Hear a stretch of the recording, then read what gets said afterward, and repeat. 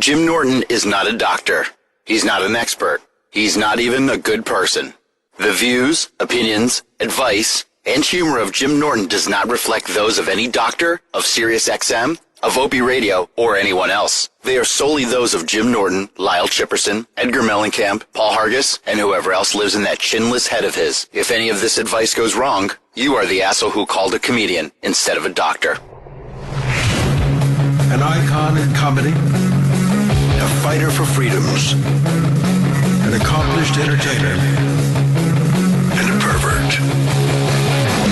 You've got problems, he's got problems. You've got questions, he's got answers, some of which are good. Call now, 866-WOW-1-WOW. That's 866-969-1969. This is the Jim Norton Show.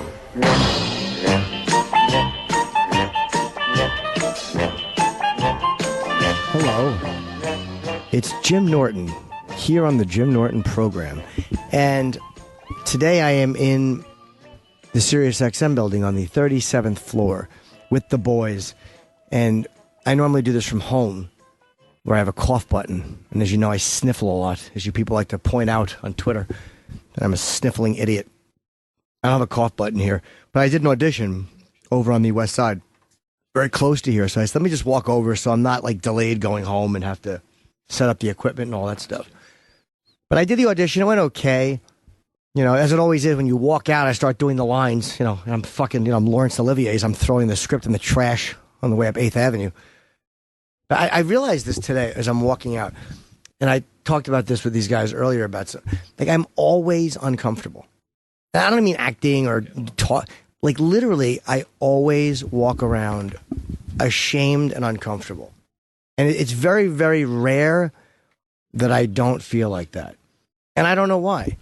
Is it because I'm too busy looking at my phone or at sexual stuff? And I don't know what it is. But, man, I feel like that all the time. So if you feel like that, you're not alone. And I'm probably just not working hard enough on like having a good spirituality or good sobriety, whatever it is, man. But I literally just walk around like I'm afraid of being found out and discovered, and I don't know why. Like I tell almost everything publicly, I say. So it's not even a matter of they're going to find out the things I've done, or because none of them are that terrible. I don't know what I'm afraid of. I don't know what it is that makes me feel like what the fear of the curtain being dropped and them seeing what, you know. It's not things, so I have no idea what it really is. Let's go to Bryce in Dallas, who's a regular on the show. Hello, Bryce. Hey, Jim, that's awesome you remember me. Thank you. I do, buddy. How you doing? Hey, man, I was wondering, where do you rank Lemmy in terms of, like, the all-time great frontmen, and who do you have, like, in your top 4? I rank Lemmy last, because that's where Lemmy would want to be. Yeah. No, Lemmy, in the top frontman, Lemmy is I guess he is a frontman, but it's funny, I always saw Motorhead as a band. Like, typically, I rank frontmen as guys without an instrument. And maybe that's wrong. Maybe that's not the way you should do it. But as far as, like, just the lead singer, I mean, the frontman I love the most, of course, I put Ozzy as my favorite. I think that David Lee Roth was an amazing frontman. I think Brian Johnson's an amazing frontman. Bon Scott from AC/DC was an amazing frontman. Freddie Mercury, ironically enough, was in the front. So I don't know where I rank Lemmy. I as far as metal guys go, I put Lemmy up there very high. You know, I just never saw Lemmy as a frontman, even though maybe I'm wrong not to. I saw him as the member of a 3-piece band who sang because he played the bass. Like I'm just as much into him playing the bass as I am into his behavior on stage. Does that make any sense? Yeah, definitely. Because the front man is always, to me, the guy who's out in front while the band is back there. It's Vince Neil without an instrument. You know what I mean? Oh, come on, talking to the audience, whereas Lemmy never did that. He kind of went out, good evening, we're Motorhead, we're going to kick your ass, and then just playing, and all of them play. I don't even think Lemmy would introduce the band. I think that Phil Campbell would say, Lemmy would introduce Phil and Mickey D, and then he would go, Mr. Lemmy Kilmister. So I don't know. It's a good question, but I don't really technically count him as a front man, so it's probably a bad answer. I apologize. Are you annoyed that David Bowie kind of got more headlines than Lemmy, or is that kind of what you expected? No. I don't think Lemmy would have been annoyed at that. David Bowie should have gotten more headlines because he was a more famous guy. Doesn't mean that Lemmy wasn't valid and awesome, but David Bowie was a different artist, and he was a bigger artist. You know what I mean? So, of course, he's going to get bigger headlines. So, no, I didn't resent that at all. I think Lemmy got a lot of love from the people he would have wanted it from. All right? Okay, man. Cool. Thanks, buddy. Have a good one. Be good. Let's see here. Jeremy in Nevada, 11 months sober yesterday. Cool, man. How's it going, Jimmy? Good, buddy. How are you? Good. So I was 11 months clean yesterday, and I've had there's this like virus going around, cough, cold, and sore throat and all that stuff. And my doctor prescribed me some cough medicine that had codeine in it, and I had to take it to sleep. So I took it as prescribed, and that's it. And I'm not taking more than I'm supposed to. Does that fuck with my sobriety? I would say the dangerous thing with that is always got to be very, very careful of motives. Like, I know the doctor prescribed it. Like, I know everything on paper is what it is. But, like, for myself, I'm really careful because of the physical, there's alcohol in it. So what I take is there's something called Buckley's from Canada, and there's no alcohol in it at all. And they have a natural, like, nighttime one that fucking knocks you out. And it does not taste good, but I always recommend Buckley's or one without cough medicine because I don't trust myself. How much do you have left? Like, how long you been taking it? Just 4 days, and I couldn't take anything like too strong because I've got 4-month-old twins. Right. So I can't have it like totally knock me out. It just had to I needed it to get rid of the cough. Yeah, but were you taking it like? Do you have any left? Yeah. Do you really need it as much now as you did that first night? And only you can answer that. I don't mean dope fiend yourself, but I mean, do you really? No, I actually really do need it at nighttime, probably only for a couple more days, and then after that, I'll dump it. Okay. Well, yeah, see how you feel. I mean, when I took Vicodin, when I had sinus surgery in 2008, and I had to sleep sitting up, and I was in a lot of pain, so they gave me them. But I took like half pills. And then the second I knew I didn't need it, believe me, I didn't want to throw it out, but I just dumped them all down the toilet because I'm not in pain anymore. So make sure you're just doing it for the right reason, buddy, okay? Okay, so as long as I stick to like that, then it doesn't mess with my 11 months or anything like that. But if you're really concerned about it, I would talk, I don't know if you have a sponsor or not, but I would talk to that person because there's something about it that you're questioning. You're questioning something about it, so maybe you're not as sure of your motives as you think you are. Like maybe, again, I can't speak for you, but maybe deep down, if I'm doing something that I know on some level I'm fucking kind of telling myself what I want to hear, then the red flag kind of goes up. I did talk to my wife and, asked her, like, do you really think I need this? Because I feel I do at nighttime. And plus, I'd be putting one baby to bed, and I'm coughing so much that I just wake him back up. I know, I understand all that stuff, but is she a sober person? She is not addicted to anything. She just knows I'm a piece of shit. So she agreed that I did need it and said she was going to keep an eye on me, and so far I've been doing good. Again, I can't speak for you, but if you asked your wife and not a sober person that you know, maybe sometimes we tend to ask people who might tell us what we want to hear. Just be careful of it. That's all. Because it sounds to me that just by the call and by the fact that you talked to her and you didn't talk to other people who are in the exact same predicament you are, be real careful of that. Because sometimes we can convince people with our inflection. You're like, I do need this, right? Well, yeah. They don't understand it the way we do. They don't understand what happens when the physical takes over. Just be careful, okay? Okay. Real quick, do you ever come close to Nevada anytime? Yeah, I'm doing the Mirage in Vegas in like April or May. This April, you're coming? I think so, yeah, April or May. Go to my website. You can see my dates, okay? All right, fuck yeah. Thank you, Be Jimmy. good. Hey, what's up, John in New York? How you doing? Hey, Jimmy, what's going on, buddy? Hey, man. Hey, I'm a big fan. Thank I love you you guys. I appreciate it. Hey, I had a question. I think my wife might be cheating. We've been married for like 17 years, and, she's using more makeup. She's dressing nicer to go to work, and I'm not sure how to address it. Well, my first thought was smell her vagina when she comes home. And then when you get down there, put your finger up and go, aha! All right, that might be a little too. Or smell her breath. And if it smells like she's been fucking, gargling with bleach, she's been naughty. Well, no, is she on Facebook more? Like a lot of times it's people start cheating through Facebook or through social media. Is it just that she's looking better at work? Well, it's not only that. It's a lack of sex. Oh. And, it's not non-existent.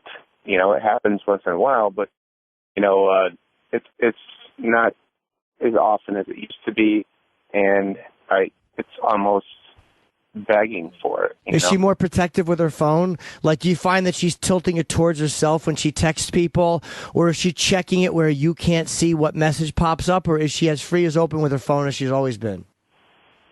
No, the phone is pretty free. I mean, I admit I have looked at it. Okay. And I haven't seen anything there, but I don't know. She's a professional.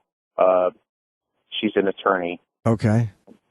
And you want to cross-examine her? I'm kidding, sir. Just tying in a little humor, a little levity. So you think she's a smart enough person to not do something stupid like that? Yeah, I mean... Check if she has Google Voice on her phone. I hate to blow up the spot of any cheaters out there, but this Google Voice you can use, and it's different than your regular phone number. So though you can check someone's text messages, you won't see it unless you see the app for Google Voice. So give a scroll through her iPhone and see if she has that. Oh, cool. Right? Yeah. I don't know what to say. I don't know your wife. I don't know why she's wearing more makeup. Maybe she doesn't want to have sex with you. Did you put weight on, or do you not look the same, or are you guys fighting, or have either one of you ever cheated before? No, I've had some health issues. My heart, and I've been, medications are fucking me up, man. What do you mean? They're killing your erections? Yeah. Blood thinners? Yeah, it's blood thinners and, a host of a whole bunch of shit. Okay. Well, have you asked her? What's that? Have you asked her? There you go. I'm sorry. Have you asked her? Like, have you said to her, like, look, why aren't we having sex? Yes. Or what'd she say? And, well, nothing. She won't respond. Ugh, that's awful. What does she do? Just fucking stand there and stare at her legal papers? What does she say? Well, she thinks it's nonsense when I ask her. So it's like a non-issue if I bring it up. Oh, well, she says that. The next time she says this nonsense, oh, okay, you're right. Let's go in the bedroom. And then point at your dick and go, this puppy needs some relief. Yeah, it does. Yeah, maybe she's going through a weird thing. Is she at menopause age? Boy, they turn into real charmers at that fucking menopause age. Yeah, about 52. So I don't know. Maybe she's getting hot flashes and feeling shitty. All you can do is ask or snoop around. I mean, I don't know this lady's personality at all. So, I don't know. Unless you can fucking get access to her email or follow her around, there's, the only way you're going to find out is to ask her, check her phone or something. Yeah. Well, Jimmy, listen, I love you guys. I love you and Opie, and I hope you stay there. How's everything going? You guys good? Thank you. Yeah. I mean, we've been getting along great. Honestly, it's things were fine not long after the fight, and then in the new year things have been really good. A lot of my problem is me though. Like I literally, like I said at the opening of the show, I am just always uncomfortable. So I can never really tell how my relationship is with other people when I'm feeling this way.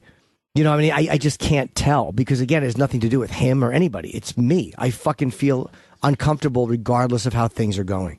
So that's a hard thing to say. And I'm like that when I'm alone. It's not even when I'm in the studio. I'm just by myself. I just feel like I'm going to crawl out of my skin. All right, man. Thank you for the call. We got a whole big bunch of people. Hey, Jim, let me ask you one more time. Did you guys actually have a discussion after that, on-air thing? No, I don't think we ever talked off the air about it, other than we briefly touched on it. Like, it might have been mentioned sometimes in between a break. There might have been something, but it was very light if there was anything. We just kind of came in and kept doing the show, what happens is, the difference between our job and other jobs is, and I've said this earlier, like if you have a job with a guy in a cubicle, you can avoid talking to him for 3 days or a month and then maybe have a discussion with him. But with Opie and I, or when it was Opie and Anthony or whatever it was, you have to talk to the guy creatively the next day. So you're kind of forced into a talking situation right away. So it's almost an icebreaker immediately. So even though you're not necessarily clearing the air, just the fact that you're communicating and you're making eye contact and you're discussing things that are in the news, you know what I mean? It really does help take the air out of the balloon a lot. So no, we never really had a big official discussion, but we're fine. All right? Cool, man. Thanks. Okay, you little sweetie. Let's see here. Joe in New Jersey has a suggestion about my fear and shame. Hello, Joe. Hey, what's going on, Jimmy? Hi. So, the point you're making before about always walking around kind of feeling like shit and trying to figure out what's at the base of that, I don't know if it's much of a suggestion as much of a question, but it seems like whether you're in a relationship or whether it's a work thing, it seems like there's a common thread where people are afraid of being found out that they might be a fraud. Right. It might not be as good as at the thing that the world thinks that they're as good at. Maybe there's some truth to that with being a comic.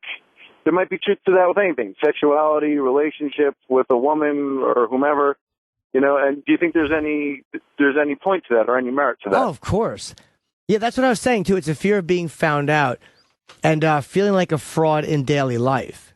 And not when I'm being dishonest or pretending to be something I'm not, even when I'm in a situation where I should be comfortable. And I've always felt this way. Like when I was a kid, I got the chopper bike with the fucking ugly banana seat with flames on it.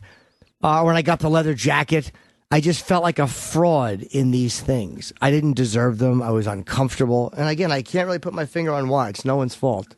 So, What's at the basis of just feeling like a worthless shit then, 2/3 of the time? What's that, buddy?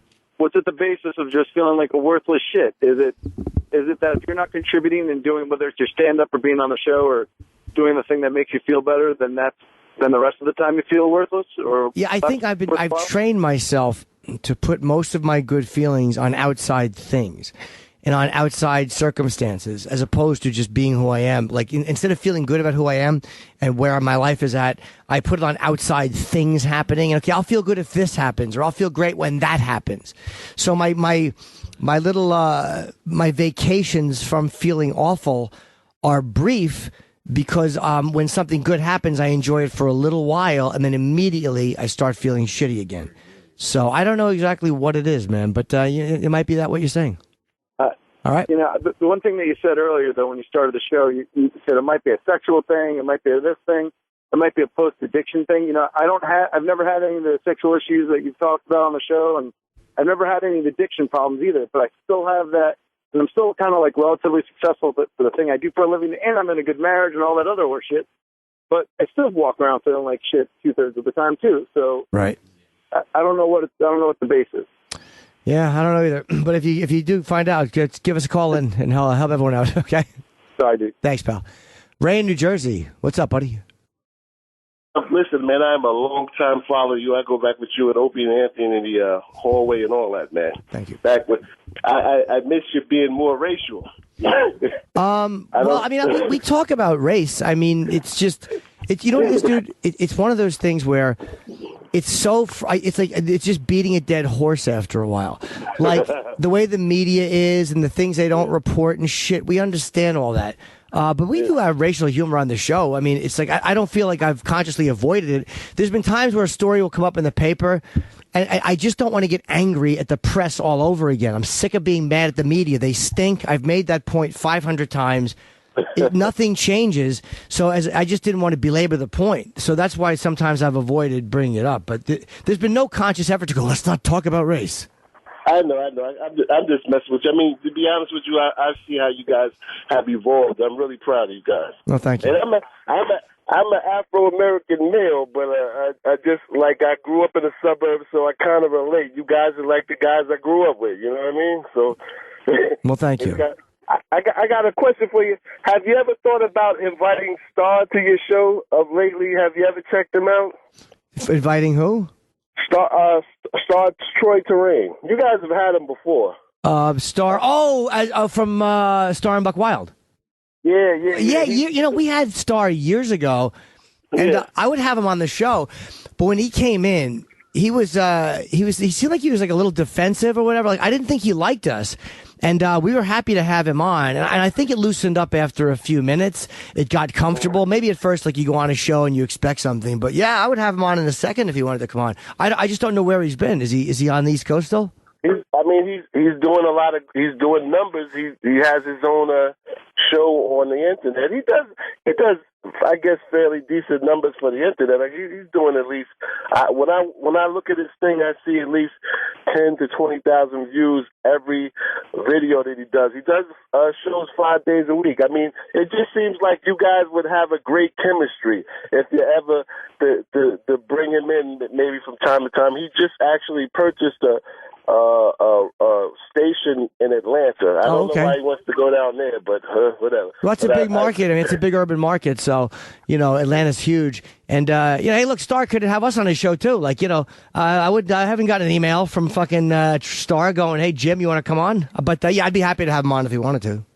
I'd definitely shoot him a link, man. Maybe that would be great. Because I mean, in a nutshell, you guys are all kind of traveling down the same road in a way. But you two are shock jocks, man. You always have been. And was it Opie? He's kind of, I don't know. Opie's like he reminds me of somebody like he's always I don't know how to explain it.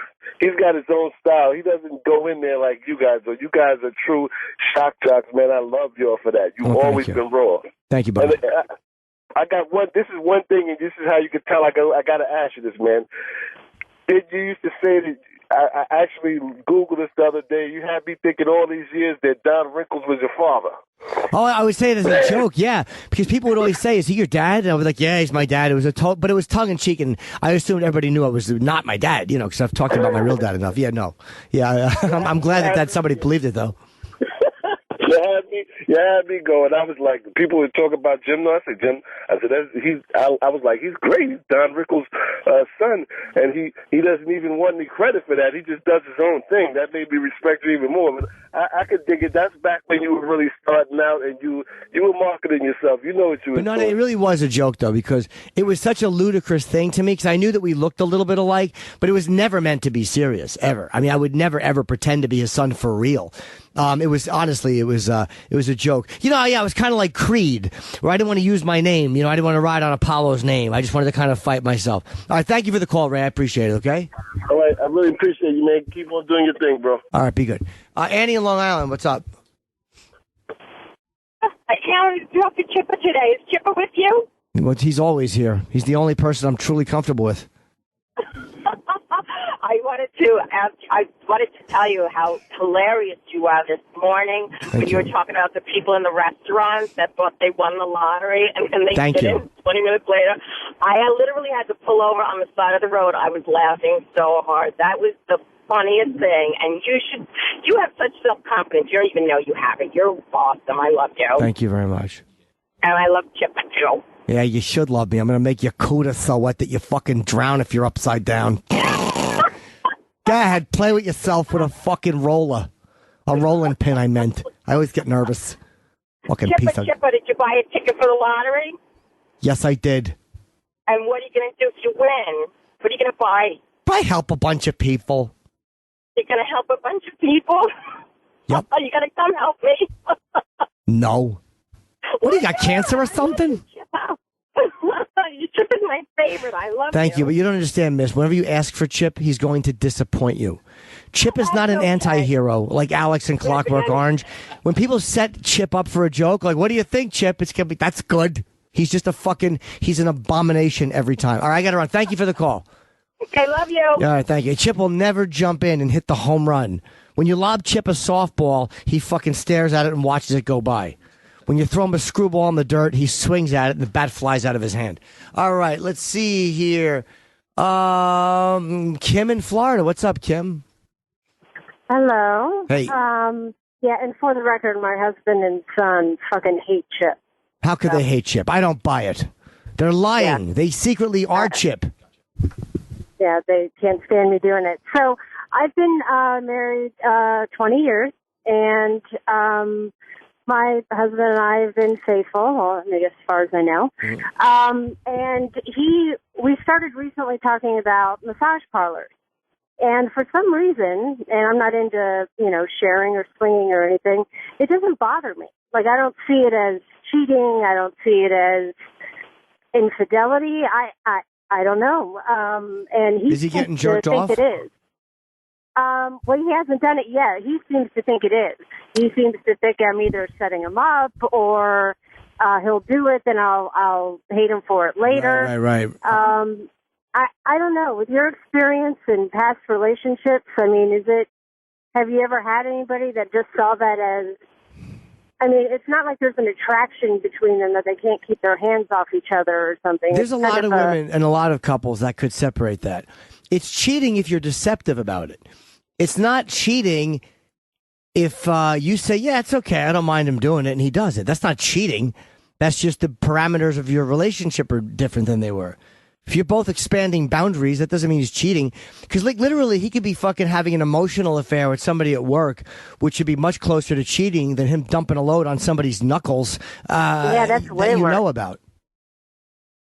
So Yeah, I don't think it's exactly. cheating. If you say he can do it, you're a good egg. And if I was your husband and you said you can get jerked off in a massage parlor, before the word parlor was out of your mouth, the door would be closed. I'd be fucking on my way. You could go to a massage. I'd be fucking going. I had to give a better sound example. I just wish they had one for us as well, but I guess that's just called a bar. Yeah, they do have one. Exactly, they have one for you. Every guy friend that pretends he doesn't want to fuck you, that's your massage parlor. Every guy friend that mopily hangs around. If you ever need to talk, every cancer energy guy friend would be happy to finger you or any lady. And for free. Yes. All right. All right, well, see you in Tampa. All right, thank you, miss. Oh, yeah, come down this weekend. Good. Let's see here. Oh, no. Jason in Texas, what's up? Man, how you doing? Good. That's great. Yeah, so I've been dating this girl for like 2 months. I've known her for 3 years. Everything that she has ever told me is bullshit. Yeah. But other than that, she's a great person. She's not a great... Listen to me. Is she a compulsive liar? Yeah, basically, I mean, she talks shit. Okay, so I took her out because she lives in Austin and I live in Lubbock, right? And so I went all the way down there. I took her out on some dates. She's like, "Oh, I'm gonna kick your ass in some pool." And then fucking like, nope, she can't even break the pool ball, like break the rack, anything like that. She can't play bowling. She's like, "Oh, I'm gonna kick your ass in some bowling." She can't play bowling for shit. She hit gutter balls like fucking 8 out of the 10 frames. On there, and then These are not particularly good lies that you're giving us, sir. These are not deal breakers if a girl has a big tits. She can't play pool or bowl, neither can I. I'll date you. I mean, what has she lied about that's important? She lies about just the way, she said that she was great at math. And then she added up a whole bunch of stuff, just like little petty shit, I guess. So wait, does she lie kind of about who she is? Some people, and I really despise these people, everything out of their stupid hole is a lie. Like there are some people that just, for no reason, like where were you? I was out buying a birthday cake for Frida. What? No, you heard me. And then all of a sudden they're in a lie. It's like they just they leap left and right into to lie and to truth and to lie and to truth, and there's no reason for it. So you never know when they're telling the truth, and then you call them on it, and they're fucking wounded, and they get defensive. Well, what do you mean? Why don't you believe me? And you want to tell them, like, because you're such a fucking psychopath, you don't even know you're lying. Those people are the absolute worst. There's no reason for it. If you call her on it and she admits it, that's one thing. But if she won't admit it, why would you be? I could never date somebody like that who's just every time they fucking talk, it's a stupid lie.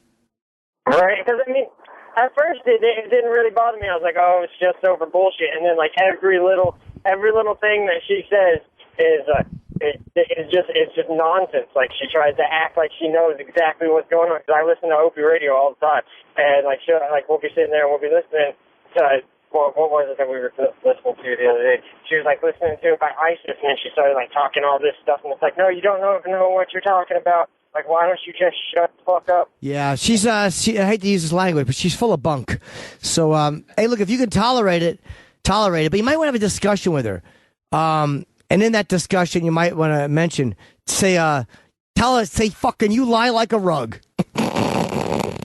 You heard what I said? Right. Thank you, man. I love annoying people with chip. Oh, let's see here. How about Steve in Brooklyn? Man. Hey, buddy.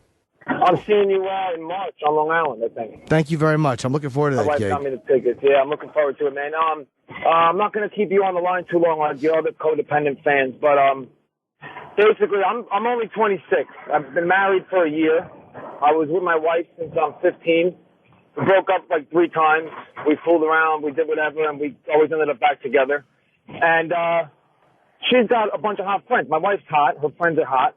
And we had like a hypothetical conversation. I don't know how it came up, but about if she would ever have a threesome. And then if she didn't entertain it, I would have dropped it. But she kind of was entertaining it like it would never happen. But if I did, this would have to be who it would be with. Like there was a certain list of friends, and she guessed which ones I would want to do it with. But it was all hypothetical. Sure. I was surprised that she even got like that far with it. So now I'm thinking to myself, maybe there's like a glimmer of hope.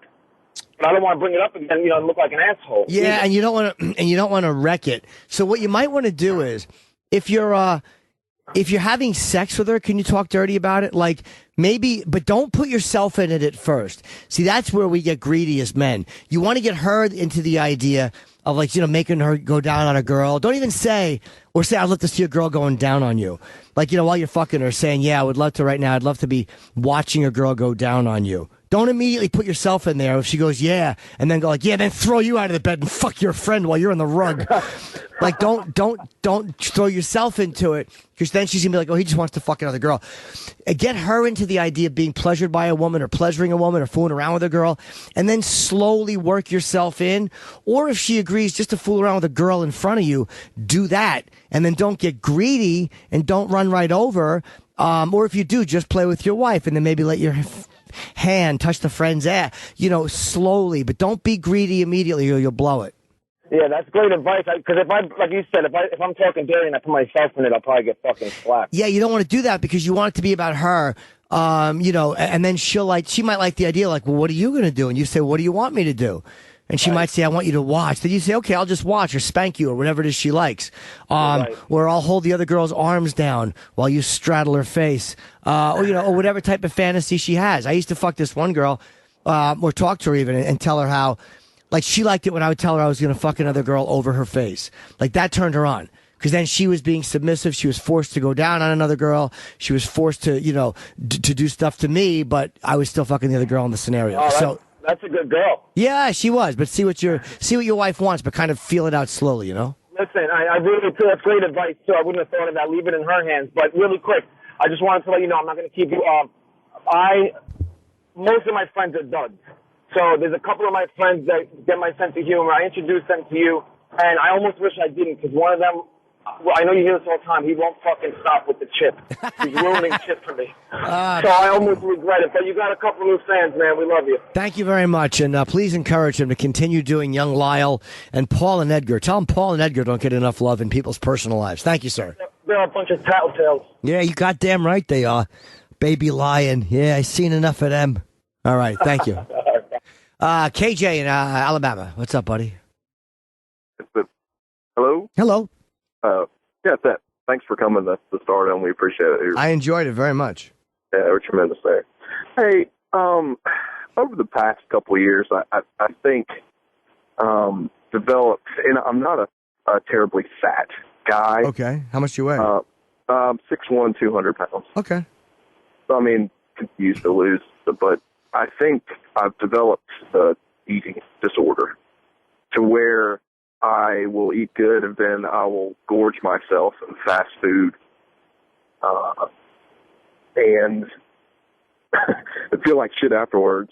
Sure. And regret it, and then just kind of eat clean for a week and then go back to eating like shit for a week, and my weight will fluctuate. People will notice. They think they're being asked if everything's all right, and it's just becoming a real, I think right now it's just becoming a real issue. Yeah, it's hard. Food's the hardest, because I've said before, you can't be abstinent, man. Food is a bitch. The hard part is, like, we do it and then we get we punish ourselves for it, or we do good for a week and then we're like, I could do well for a week. You know, you might want to just look up a diet for me, I've used Whole30. I think that was a pretty good one, but there's other ones. And, just try to deny yourself a few times. Get in the habit of doing that. And then sometimes the relationship with food gets better. It's really hard, though, man. It's hard for any of us. I can't get full. I think that's the problem, man. And I know the food is shit that I'll go eat, and I'm still full. But then, like, if I eat, carrots or, salad or celery, I just find myself, I don't know, I just can't get full. Then I just go back to it. Well, sugar's a bitch, dude. Sugar's a really, really hard one. So that's probably what you're having a hard time with. I know that was a very hard one for me, and Obi talks about it too.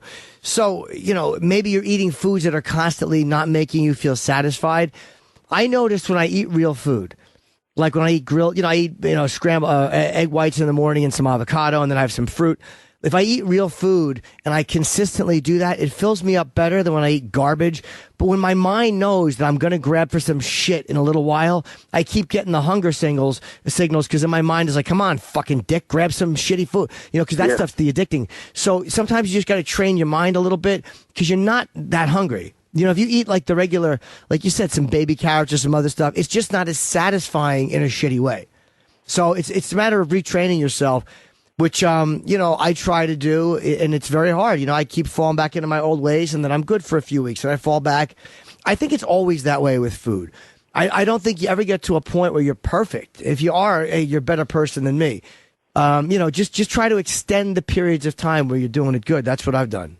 All right, what was the real quick? What was the diet you said, or what's the meal? Whole30, WHOLE 30, one word. And I just looked it up online. I guess you can order it, but I didn't even order it. I just looked at some of their recommendations. Yeah, all right. Okay. Well, I'll check that out, man. Appreciate it.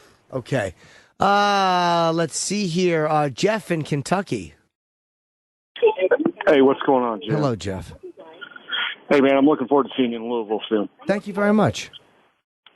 Hey, I just wanted to just kind of coattail off of what somebody had called in earlier. When a woman hits menopause, like my wife was as sexually active as any woman as I've ever known in my life. And as soon as she hit menopause, it all stopped. So, if that dude's still listening, tell him, don't worry about it. It's not that big of a deal. And then somebody else had called in and was talking about the massage parlor thing. That's one thing that came out of this was I told her I was going to go to a massage parlor, and she said, then go do it. And I did, and she was like, she had no problem with it. Okay. So, these things happen. It's life. Did you eventually start having sex again or no? What's that? Did you eventually start having sex with again after menopause? Yeah, but it's like, it used to be like it was, regular 2-3 times a week. Right. Now, it's like once a month, maybe. Oh, boy. And, she's the hottest 47-year-old you ever lay your eyes on. But she just has no desire to do it anymore. And, I can't hold that against her. Sure, if she's letting you go get your fucking dick tugged in massage parlors, at least she's a good egg. And what's cool about this massage parlor I found is these little Japanese girls actually fuck. So there you go. She doesn't know that, but she doesn't need to know. Okay. All right, buddy. Enjoy. That's good for you. You found a solution. See you soon, buddy. See you in Louisville. John in Pennsylvania. Hello, John. John? Jim, how you doing, buddy? Hey, man. I'm here. Hey, buddy. Hey, love to stand up. Thank you. Love you on the show. I appreciate it. And I'll tell you what, I appreciate how you more than anybody kind of airs out your vices and your deviant behavior, because we all got it, and I think you're one of the only guys out there that really is full frontal with it. Well, the reason I do that, thank you for saying that, is I honestly, it's cathartic for me to do it, and I've always respected people and related to people who have done it. So I kind of learned from watching people who I admired, and they, like Richard Pryor as a stand-up told you everything about his life. So I kind of, I'm like, who am I to not do it? His mother was a prostitute, and he shared that. If I can't share that I fucking, what a dirty boy I am, then I'm kind of a fraud. But thank you. So what's up, buddy? I guess I'm sort of in the same vein, kind of serious fault for me to do this. But so I'm married. My wife's attractive. I love having sex with her. And I got 2 kids, but I can't for the life of me stop, jerking it to tranny stuff. seeing trannies, and you know, I find them enthralling. But okay, first of all, what's your first and last name, and where do you live? No, I'm kidding. Yeah, you're into the trans porn is. Have you always kind of liked it and denied it, or did you discover it? No, I guess I discovered it. You know, I was definitely always into ass stuff for sure. I find a woman's ass to be also amazing. But then I found it, and I was hooked, and yeah, and you know, my wife she's great. And we have a good sex life, but I'm traveling a lot. I'm all over the country, and I end up, you know, finding myself. I fight it, and I have issues with guilt about it, but you know, I don't want to ever, you know, fucking lose my family and shit over it, but I can't stop. Yeah, it's really hard. I mean, I'm single, and it's hard to stop. Do you like what you can? Do you consider it like a dirty or freakish thing, or is it something that's just a part of your sexuality that you never knew, or is it like you're upping the ante and doing something different? No, I the second thing where it's just part of who I am, and good. You know, I don't, you know, you know, it's part of my sexuality. You know, I don't like to put labels on it, but you know, obviously.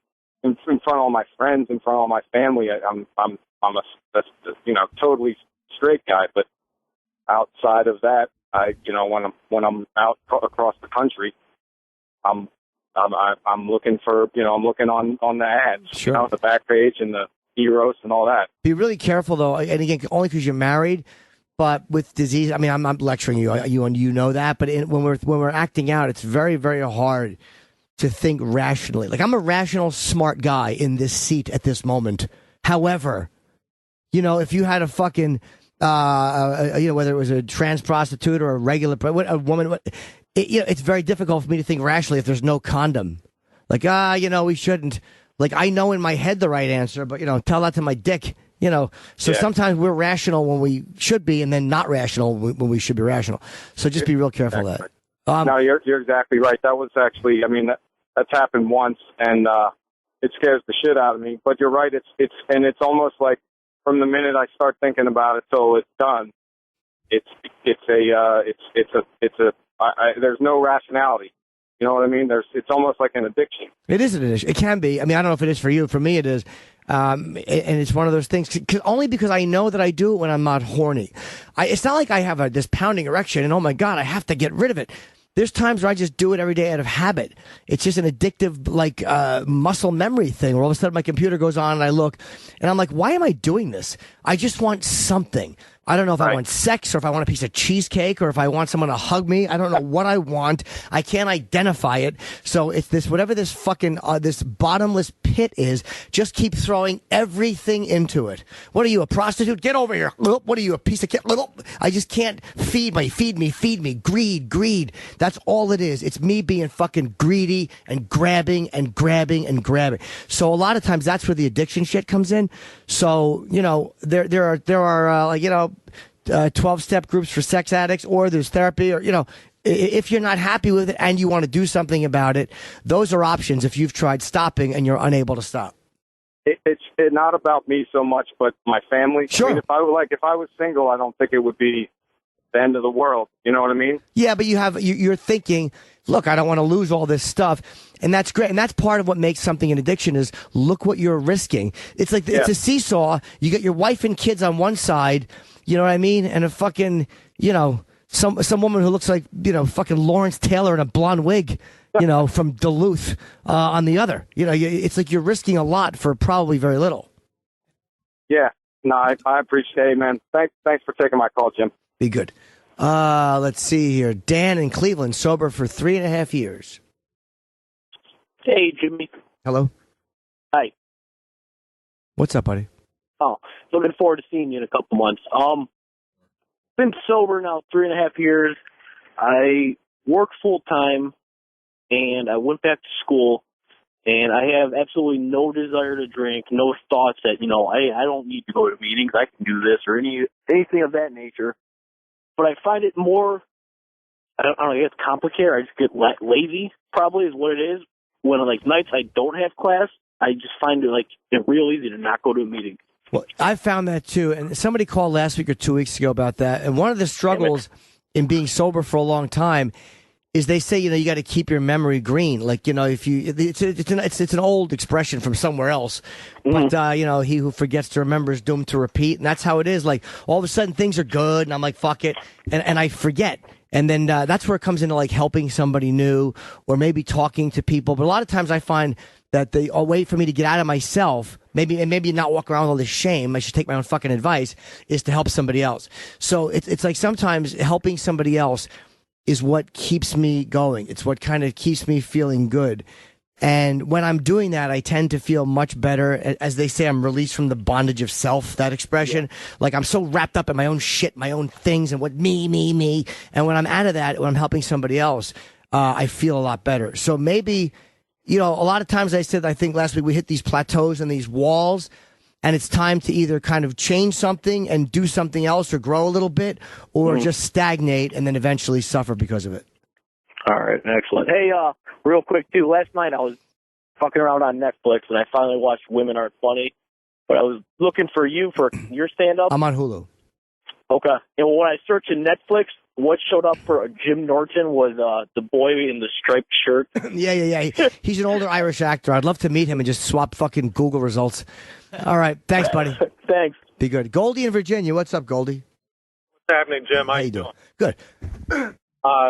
So the last time I had a chance to listen to your show was right before the holidays, and I had heard the argument that you had with Opie and the various comments that came in afterwards. Yeah. And then during the holiday, the news came out about Anthony getting in that fight with his girlfriend. Yeah. And I just wanted to know out of curiosity, did that at any point change your perspective on, subconsciously maybe that you might have in the back of your head as far as options? Things did not square away with you and Opie. Did that change anything?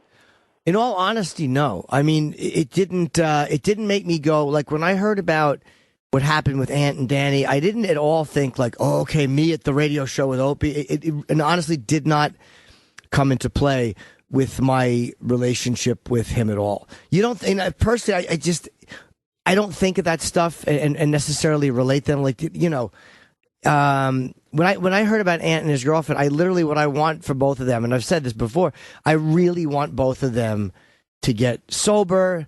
And that's all I care about for Ant. I mean, he's my friend, man. He's my friend beyond radio. He's not just a radio partner or a guy who I'm funny with or who I really care about the guy, and I want him to get sober and healthy. So that's what I care about for him. And that was literally what I thought about with that in total honesty. Right. And I believe you. And I was saying more, from your subconscious perspective, like, man, I bit the bullet. I'm glad I didn't go in that direction. Did any of those thoughts, because it's only natural to kind of, even it's not intentional, your focus is on your friend and his sobriety and all Sure. that. When you're having an argument with whomever, say employer, you're going to think of, okay, I can take myself over here or here or there, and if one of your options, kind of blows up, then you can kind of have a different.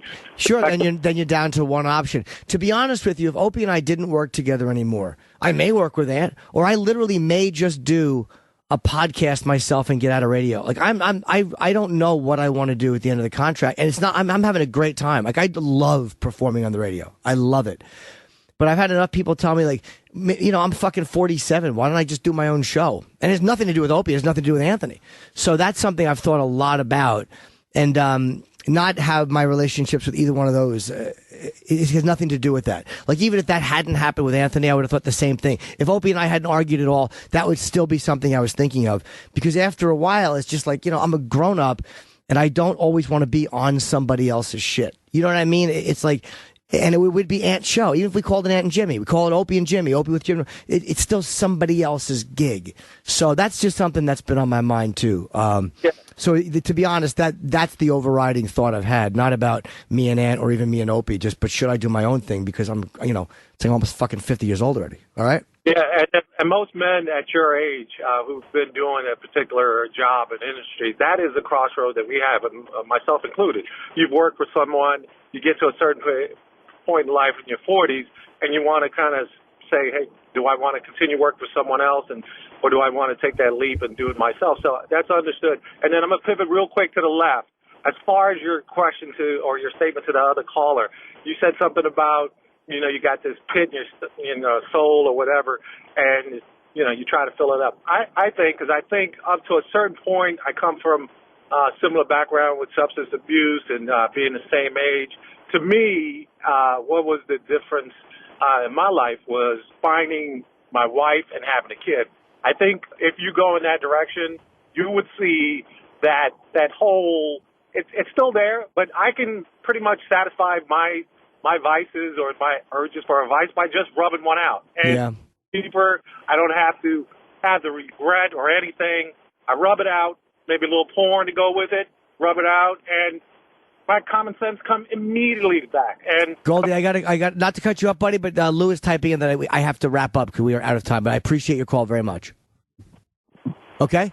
Later. All right, thanks, Goldie. Yeah, we got to cut. Last thing before I go, real quick, because I have the lines are full. I can't even go to you, but I'll say, Dan, who's been doing stand up for a year, and you feel like you have a writer's block, happens all the time. Get something like you have Siri on your iPhone. Get like a little notebook program. Talk shit into your phone. Like just talk into ideas into your notebook. Anything you think. Fat lady at the mall today. I kind of want to fuck her, but her head shape bothers me. Okay, nothing. Keep doing that, and you'll start maybe piecing some jokes together. But it just keeps your creative flow going. But it will clear up if you just keep working at it. All right, sorry guys to cut you off, and I'll see you next week if I live through it. Thanks for listening to The Jim Norton Show. Hear all that advice whenever you want to on demand at SiriusXM.com/on-demand. On SiriusXM is real.